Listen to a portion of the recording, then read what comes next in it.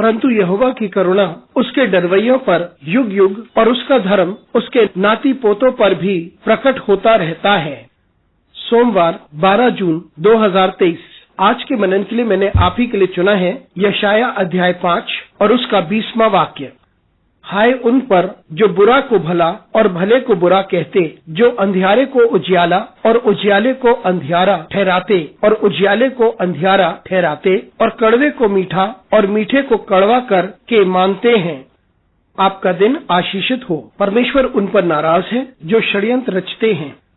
आइए इस वाक्य पर मनन करते हैं। आज की सुबह का विषय है परमेश्वर उनके विरुद्ध जो दूसरों के लिए जाल बिछाते हैं।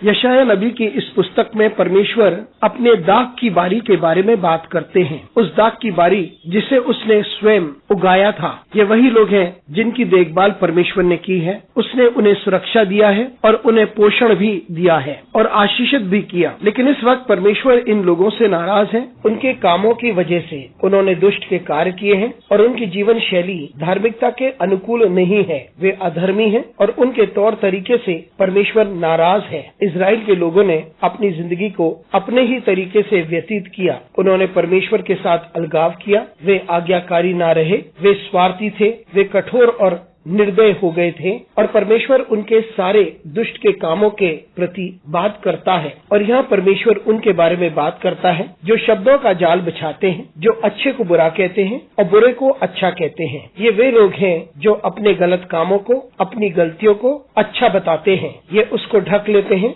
वे शब्दों को ढक लेते हैं और ऐसी मानसिकता को लेके आते हैं जिसमें वे कहते हैं कि जो वे कर रहे हैं वह सही है। ये शब्दों को भरोड़ने वाले हैं। ये झूठ बोलते हैं। वे पूरी की पूरी व्यवस्था को अपने अनुकूल चलाते हैं और जो कुछ भला है उसे वे मरोड़ कर अच्छा कहते हैं और जो अच्छा है उसे वे बुरा कहते हैं। मित्रों, इस बात को देखते हुए हमें याद आता है कि आजकल इस दुनिया में क्या चल रहा है। जो शक्तिशाली लोग हैं और जो ऊंचे ओहदे पर हैं, वे कितने ही बुरे हों, वे कितने ही गलत हो, वे ये सिद्ध कर लेते हैं कि वह सही है और वे भले हैं और ऐसा लगता है कि न्याय भी उन्हीं के साथ है। लेकिन बहुत से हैं जो भले हैं, धार्मिक हैं, लेकिन वे बहुत से दर्द और पीड़ा का सामना करते हैं और वे बोझ को उठाते हैं इन लोगों की वजह से जो व्यवस्था को मोड़ते हैं। परमेश्वर ऐसे लोगों का विरोध करता है जो छल करते हैं। परमेश्वर चाहता है कि लोग सच्चे हों, भले हों और सही करते हों और वे धार्मिकता से परिपूर्ण हो। परमेश्वर लोगों को आंतरिक रूप से देखता है। वे उनके ख्यालों को जानता है, उनके मन को जानता है और उनके इरादों को भी जानता है। और अब